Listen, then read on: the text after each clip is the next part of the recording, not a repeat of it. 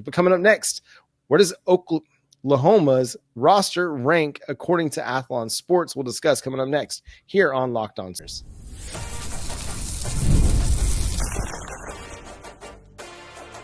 You are Locked On Sooners, your daily podcast on the Oklahoma Sooners. Part of the Locked On Podcast Network, your team every day.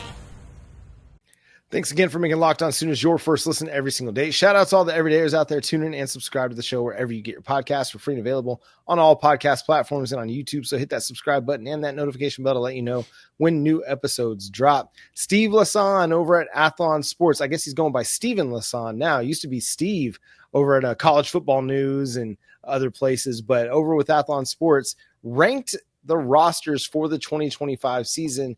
And your boys, the Oklahoma Sooners, came in at number 17, Jay.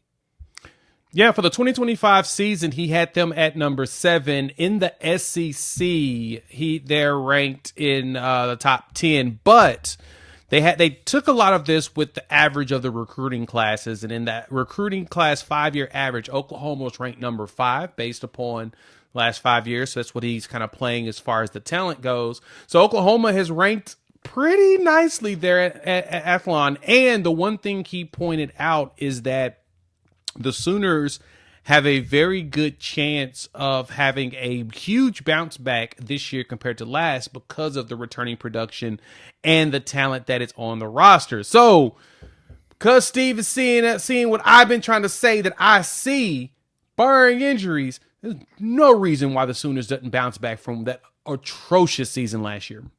Yeah, I mean, 17th in the nation isn't great.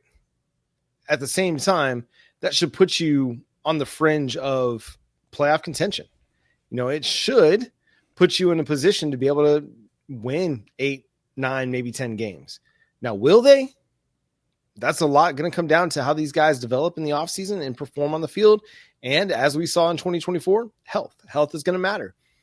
Offensive line, obviously, that is going to be the thing that we harp on all offseason long. So much about how this team performs in 2025 is going to depend on how much better the offensive line is than it was last year. But listen, a lot of it is also like Oklahoma's 2025 recruiting class being as small as it was because of the roster limitations that are coming to college football. That's playing a role in this. In each of Brent Venables' first 3 seasons in Norman, they had a top 10 recruiting class. Yep. Just this year, they took 18 kids as opposed to what some SEC schools did, which was 25, 23. One SEC program took 27 kids. So it's a vast difference, and that's going to skew the recruiting rankings a little bit. Well, Oklahoma still has a really strong blue chip percentage, according to 247 Sports. So, yep. You look at the high school recruiting rankings, that's fine, but you're also bringing in one of the top transfer portal quarterbacks in John Meyer, or the top transfer portal quarterback, depending on who you look at. And you're bringing in some talented players on both sides of the ball. Kendall Daniels on defense. You're bringing in Derek Simmons at offensive tackle. You're bringing in some wide receiver talent that you're going to have a chance to develop and add to that competition and push your young guys. So, again, so much of this is going to come down to who steps up, really, and who develops this offseason. But with John Meyer slinging the ball, with better offensive line play, and a defense that's going to be just as good, I think, as it was last year, if not better, you got a chance to do something in 2025. Yeah, and the rankings that they're using was from 247, the team composite ranking, so that includes recruiting as well as transfers. And I mean, granted, you're right. You're right, because at 17 is okay, it's middle of the pack, it's fringe playoff team in college football. And, you know, it's like I said, it's not bad. It's not great. You want to be considered a top 10 roster in order to really make a jump or leap into the playoffs or even making a national championship run. But at the same time, with all the transfers that come in and out and, you know, not knowing what these players are going to look like, kind of makes it tough to really be able to determine where these teams are going to be.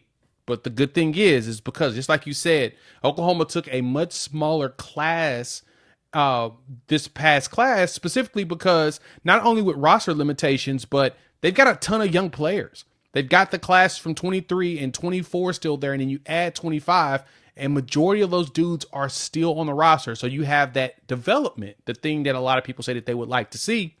Where you're going to get that? When you got a lot of 23s and 24s there, that's what they're playing. They're playing the development game. They're saying, we like our classes from those years. We like those kids more than we liked what was available in the transfer portal. So we're going to continue to develop our guys. No, they weren't like just massively elite coming in as true freshmen or redshirt freshmen, but that redshirt sophomore jump, you start to see that with a lot of players, and I think that you're going to see that with Oklahoma going forward. Well, we're seeing what the 2022 class is doing, right? Especially on the defensive side of the ball. I mentioned Grayson Halton in the first segment. Well, R. Mason Thomas, Robert Spears-Jennings, those guys came out of that 2022 class. You didn't hear much from them year one. They started getting a little bit of run year two. Year three, they broke out in a big, big way. Those are three of your best defenders on the Sooners roster in 2024.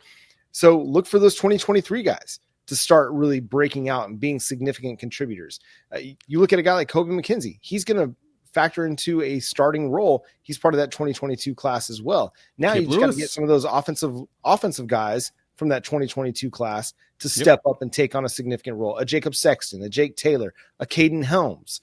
It's important. A Jaden Gibson, if he can come back healthy and be the player that we saw in glimpses in 2023, then you're going to get that from him.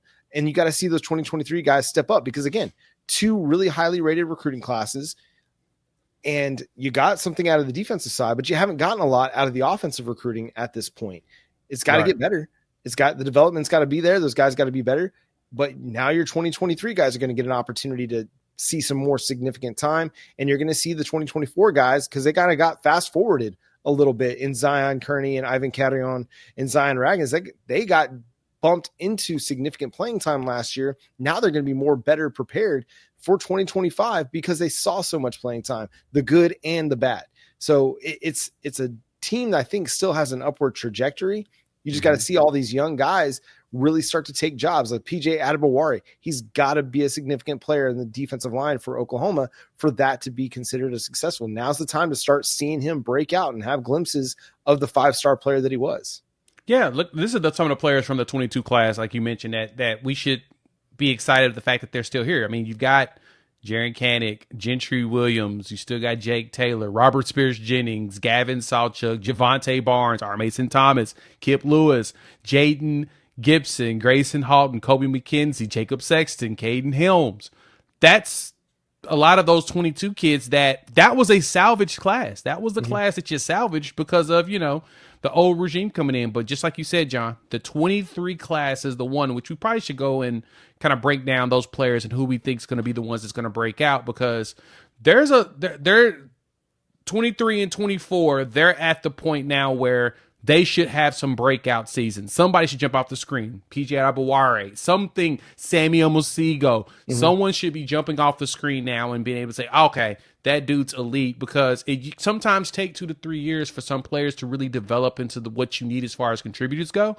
And you can tell that Brent Venables and staff really like their recruits. So that's why we don't live in the portal like that. We get certain players when we need them, but for the most part, you can tell they like their recruits. Yeah, and trust the process. Development is happening. Injuries has kind of stagnated some development, but you get these guys healthy like an R. Mason Thomas was in 2024, and who knows, some of these guys along the offensive line that were dinged up, a guy like Jaden Gibson who got dinged up this third, fourth year, now's the time for those guys to break out. Caden Helms, if he can stay healthy all offseason, he's got the athletic ability to be a big-time player. Now we just got to see him do it. You need somebody at tight end. Why not Caden Helms? Urban Meyer had some positive things to say about Kevin Wilson. We'll discuss coming up next here on Locked On.